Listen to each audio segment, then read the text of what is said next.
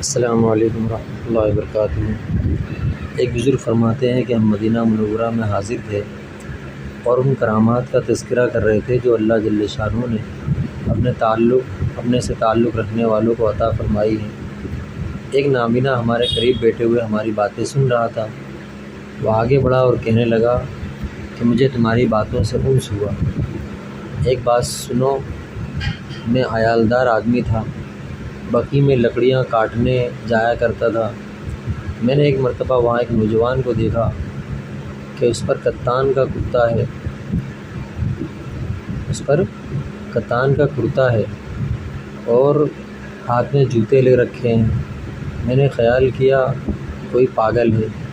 میں نے اس کے کپڑے چھیننے کا ارادہ کیا اور اس سے کہا کہ اپنے کپڑے اتار دے۔ اس نے کہا جا، اللہ کی حفاظت میں چلا جا۔ میں نے دوبارہ سے بارہ اسی طرح تقاضا کیا۔ اس نے کہا کہ میرے کپڑے ضرور ہی لے گا، مجھے لگتا ہے لے کر ہی مانے گا۔ میں نے کہا اس کے بغیر چارہ نہیں۔ اس نے 2 انگلیوں سے میری آنکھوں کی طرف اشارہ کیا، وہ دونوں نکل کر باہر گر پڑی۔ دونوں آنکھوں کی طرف جب میری اشارہ کیا تو آنکھیں نکل کر نیچے زمین پر گر گئی۔ میں نے کہا تجھے خدا کی قسم تو یہ تو بتا دے کہ تو کون ہے؟ کہنے لگا میں ابراہیم خواص ہوں۔ صاحب روز کہتے ہیں کہ حضرت خواص رحمۃ اللہ علیہ نے اپنے لٹیرے پر اندھے ہونے کی بد دعا کی اور حضرت ابراہیم بن ادھم رحمۃ اللہ علیہ نے اس سپاہی کے لیے جس نے ان کو پیٹا تھا جنت کی دعا کی۔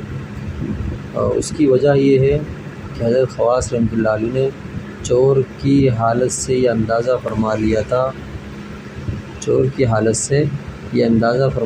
تھا کہ وہ بغیر سزا کے توبہ نہیں کرے گا، اور حضرت ابراہیم رحمۃ اللہ علیہ کو یہ اندازہ ہوا کہ سزا سے وہ توبہ نہ کرے گا، اس لیے اس پر دعا کا احسان کیا جس کی برکت سے اس کو توبہ نصیب ہوئی۔ اور جب وہ معافی چاہنے کے لیے معذرت کے طور پر حاضر ہوا تو حضرت ابراہیم رحمۃ اللہ علیہ نے فرمایا جو سر معذرت کا محتاج تھا وہ بلخ میں چھوڑ آیا۔ اسی طرح ایک اور بزرگ کا قصہ ہے۔ ایک بزرگ فرماتے ہیں مکہ مکرمہ میں تھا، میرے پاس ایک یمن کے رہنے والے بزرگ آئے اور فرمایا کہ میں تمہارے لیے ایک ہدیہ لایا ہوں۔ اس کے بعد انہوں نے ایک دوسرے صاحب سے جو ان کے ساتھ تھے کہا کہ اپنا قصہ ان کو سناؤ۔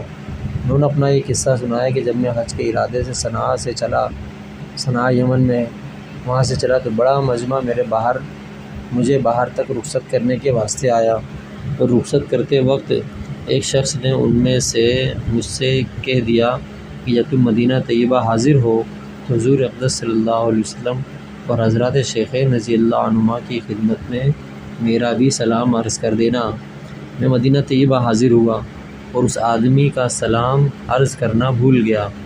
جب مدینہ طیبہ سے رخصت ہو کر پہلی منزل ذوالحلیفہ پر پہنچا اور احرام باندھنے لگا تو مجھے اس شخص کا سلام یاد آیا۔ میں نے اپنے ساتھیوں سے کہا کہ میرے اونٹ کا بھی خیال رکھنا، مجھے مدینہ طیبہ واپس جانا پڑ گیا، ایک چیز بھول آیا ہوں۔ ساتھیوں نے کہا کہ اب قافلے کی روانگی کا وقت ہے، تم پھر مکہ تک قافلے کو نہ پا سکو گے۔ میں نے کہا کہ میری سواری کو بھی اپنے ساتھ لیتے جانا۔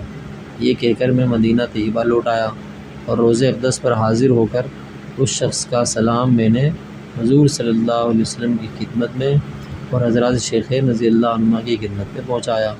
اس وقت رات ہو چکی تھی۔